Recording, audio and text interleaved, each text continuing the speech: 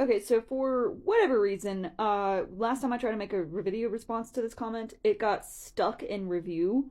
So hopefully this one does a little bit better. This comment was left ages ago on one of my Poseidon videos, and where I had a text box on the screen, I was using a part of ruthlessness, and I mentioned that me and my best friend were talking about it, and kind of every god that he meets does teach him or encourage some form of ruthlessness. First example being Zeus offering him the choice with Astyanax. The blood on your hands is something you won't lose. All you can choose is whose.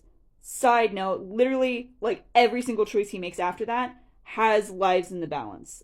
Fun fact. Then, after Zeus, he encounters Athena's, the next god, in Warrior of the Mind, where she literally, one of the first things she says, have you forgotten to turn off your heart? This is not you.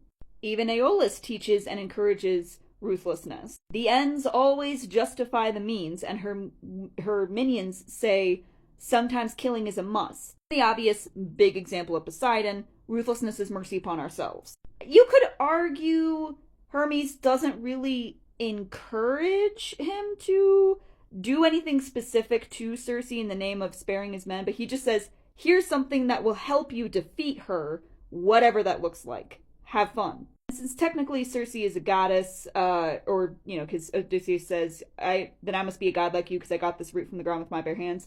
You could argue that there are other ways of persuasion, is encouraging him to use, logic and show that he's willing to burn to save his men. But in the end, that particular lesson is rejected. Then, I kind of count Tiresias, because Tiresias is the one that says, in order to get home, you're going to have to change. You will not be the same man you are now if you want to get home. You're going to have to change. And if you kind of count the sirens, they don't give him any other options except going through Scylla's lair. And going through Scylla's lair means sacrificing 6 men or risking the entire boat. So they forced that choice on him. Granted, technically the other option was Charybdis, which would have been really hard to get a boat that size through, but anyway. The final choice is Zeus coming back again to say, you screwed up killing this cow, so now someone's got to die today, and you're going to choose. I'm going to force you to choose between yourself or the crew. Okay, actually, that wasn't the final god.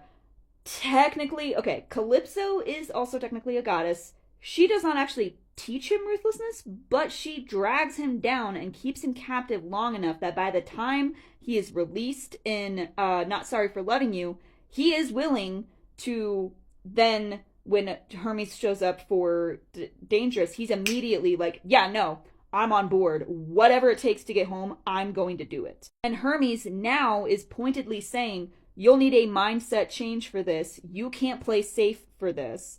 You're going to have to put it all on the line if you want to get home. So hopefully that all made sense. And yeah.